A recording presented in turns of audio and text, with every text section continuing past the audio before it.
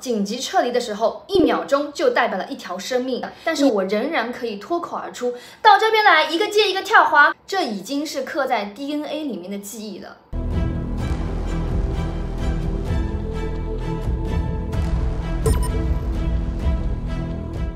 最近呢，在刷微博的时候啊，看到了这样一条航空类的新闻。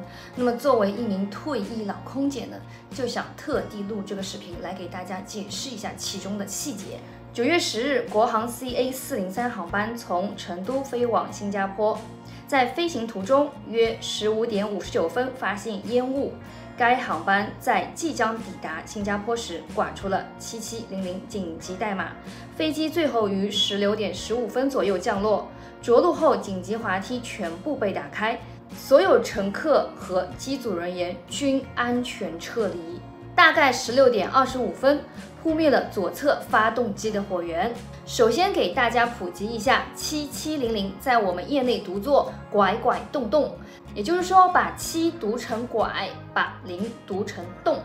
拐拐动动代码表示的是发生紧急情况，比如说发生机械故障，或者是机上人员发生疾病等等。另外还有拐5动动，表示的是非法干扰，也就是我们常说的劫机。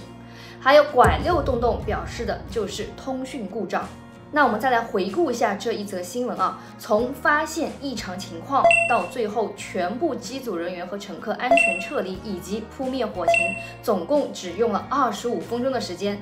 如果是按照机上全部人员安全撤离来说，只用了15分钟左右，可以说是完成的非常的出色，极其的了不起，总算是有惊无险。但是我们再来看一下这个视频。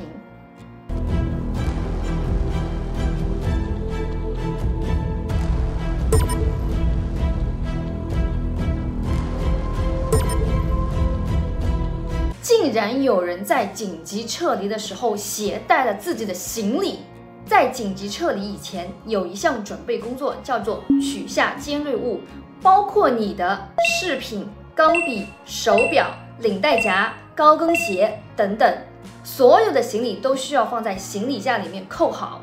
撤离指令中，乘务员也会在当下大声地喊出解开安全带，不要带行李。我相信这个人一定是听到这个指令的，但是就是在这样的紧急关头，他仍然擅作主张。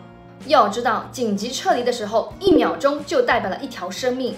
就你宝贝自己的行李，你去拿这个行李所拖延的时间，就是在拖延这个飞机上所有人的时间。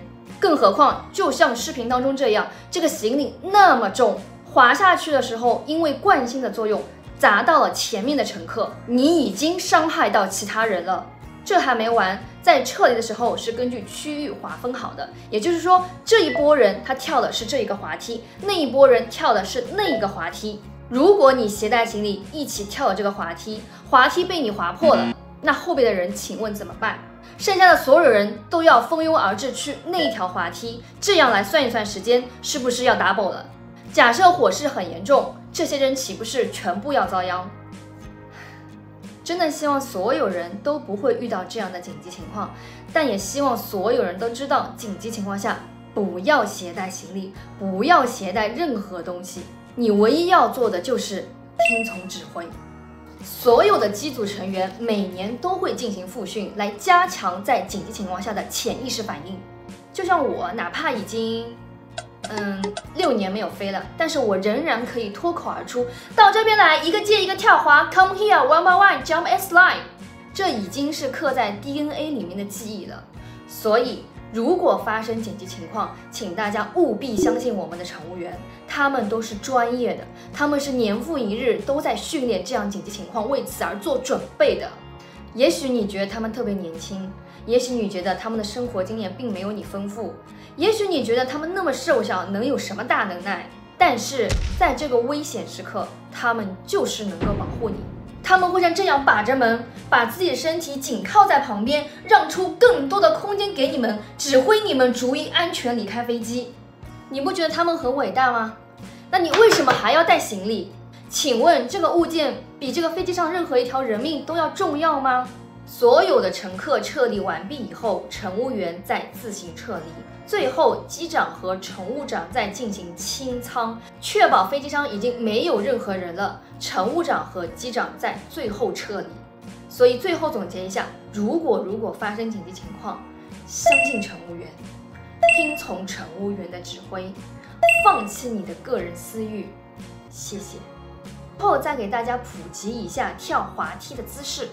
因为滑梯的高度还是挺高的，像视频当中这个机型是空客320，它的滑梯高度在4米左右，往下一跳的时候是需要克服一定的心理障碍的。跳滑梯时，双手伸直往前，这是为了保持身体的平衡。我们跳滑梯的整个过程是人在进程中的过程，也就是说你是边走边跳的，所以抬起一条腿往前一跃。这一跃千万不要犹豫和害怕，请记住，1秒就是1条生命，不要在滑梯面前耽误时间。身体紧绷，不要跳下去的时候人是歪歪扭扭很松懈的，那这样你会被擦伤。在我们前期准备工作当中，取下尖锐物这一项，最后乘务员就是要求大家穿上衣服，避免暴露你的皮肤与滑梯直接接触，这样摩擦下去你一定是会受伤的。最后让我们的屁股着地，坐滑，这样一个接一个，我们每一个人都能够安全的撤离飞机。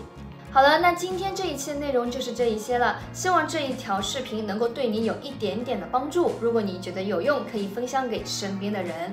最后，更多的希望我们大家能够彼此的理解和尊重。以后这种私自携带行李的人啊，要罚款，要惩罚。